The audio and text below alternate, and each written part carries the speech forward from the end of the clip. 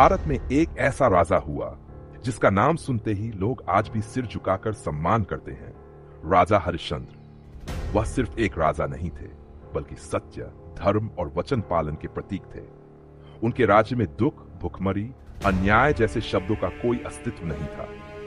लोग कहते थे, यदि दुनिया में कहीं सच जीवित है तो वह है राजा हरिश्चंद्र के दिल में। पर दुनिया में हर परीक्षा बिना दर्द के पूरी नहीं होती। इसलिए देवताओं ने सोचा, क्या हरिश्चंद्र सच में सत्य के लिए सब कुछ त्याग सकते हैं? और यहीं से उनकी सबसे कठिन परीक्षा शुरू हुई।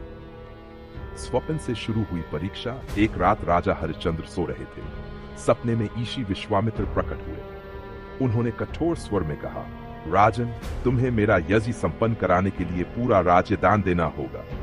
हरिश्चंद्र ने बिना झिझक कह दिया, अशीवर, मैं आपका आदेश स्वीकार करता हूं। सपना टूटा, लेकिन ईशी सच में उनके सामने आ गया। उन्होंने कहा, राजन, स्वप्न में दिया वचन भी वचन ही होता है, राज्य दीजिए। हरिश्चंद्र ने तुरंत अपना राज्य, धन, सेना सब कुछ ईशी को सौंप दिया। अब उनके पास सिर्फ अपनी पत्नी शैव्या तारामती, बेटा रोहिताश और स्वयं का शरीर बचा।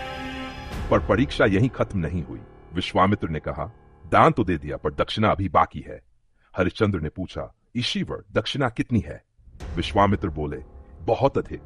इसे चुकाने के लिए तुम्हें दास बनना होगा। राजा से दास बनने तक की यात्रा एक समय का राजा, महान योद्धा, धर्मपालक आज अपनी पत्नी और बच्चे का हाथ पकड़े बनारस, काशी की ओर जा रहा था। उनके पास खाने को कुछ नहीं, पहनने को फटे कपड़े।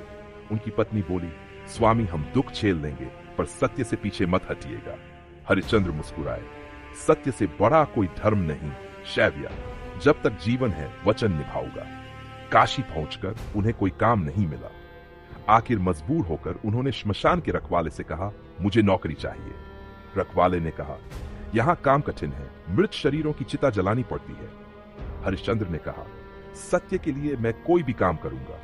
उन्हें नौकरी मिल गई, पर उसका वेतन बहुत कम था। दक्षिणा अभी भी बाकी थी। तारामती का सबसे बड़ा त्याग जब कोई रास्ता नहीं बचा। तारामती ने दुखी मन से कहा, स्वामी, यदि आपको दक्षिणा चाहिए तो मुझे किसी को बेचना होगा। हरिश्चंद्र का दिल कांप गया। नहीं शैव्या, मैं तुम्हें बेच नहीं सकता। तारामती ने आंसू रोककर कहा, जब आप पूरा राज्य दे सकते हैं तो हमें क्यों नहीं? हम भी तो आपका कर्तव्य निभाएंगे। तारामती ने खुद को एक धोबी के हाथ बेच दिया। उनका बेटा रोहिताश भी उसी के साथ चला गया। हरिश्चंद्र दूर से सब देखता रहा, पर सत्य के लिए खड़ा रहा। अब वह श्मशान में काम करता था और उसकी पत्नी दासी दूर किसी और के घर पर काम करती थी। दुखों का अंतहीन सागर दिन बीतते गए। एक दिन रोहिताश जंगल में खेलने गया। उसे एक सांप ने काट लिया। कुछ ही क्षणों में वह वहीं गिर पड़ा। दुनिया की सबसे बड़ी पीड़ा, मां की गोद में बेटे का खो जाना। तारामती अपने बेटे का शव गोद में उठाकर श्मशान की ओर भागी। उसे लगा, हरिश्चंद्र को बुलाऊंगी, वह पिता है, वह संभाल लेगा। पर श्मशान पहुंची तो सामने वही व्यक्ति था, उनका अपना पति हरिश्चंद्र। पर उसका चेहरा कठोर था, आंखें दुख से भारी, पर कर्तव्य भुला नहीं सकता था।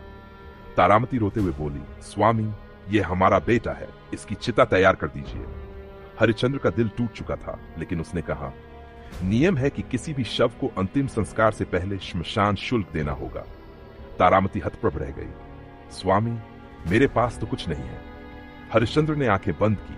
मैं पति हूं, पिता हूं, लेकिन कर्तव्य से ऊपर नहीं जा सकता। तारामती ने आसमान की ओर देखकर कहा, हे देव, अब और कौन सी परीक्षा बाकी है? स्वर्ग हिल उठा। सत्य की जीत जैसे ही तारामती ने जमीन को हाथ लगाया, अचानक आकाश में प्रकाश फैल गया। देवताओं का आगमन हुआ। विश्वामित्र प्रकट हुए और बोले, राजन, यह आपकी अंतिम परीक्षा थी और आप सफल हुए हैं। तभी एक तेज प्रकाश के साथ एक देवदूत प्रकट हुआ। रोहिताश वो जीवित हो उठता है। तारामती अपने बेटे को पकड़कर रोने लगती है। देवताओं ने कहा, तुम्हारे सत्य, वचन और धर्म ने स्वर्ग को भी पिघला दिया। आज से तुम सत्यवादी कहलाओगे। विश्वामित्र ने दक्षिणा वापस कर दी, राज्य वापस कर दिया और आशीर्वाद दिया। ऐसा राजा शायद हजारों वर्षों में एक बार जन्म लेता है। का कहा, धन्य हूं कि मैंने सत्य का पालन किया। सीख, सत्य कभी हारता नहीं, देर से सही, जीतता जरूर है। वचनवान मनुष्य का सबसे बड़ा आभूषण है। कठिनाई में जो धर्म साथ छोड़ दे, वह धर्म नहीं होता। त्याग के बिना महानता नहीं मिलती। राजा हरिश्चंद्र का जीवन हमें सिखाता है कि सत्य के रास्ते कठिन जरूर होते हैं, लेकिन अंत में प्रकाश ही मिलता है।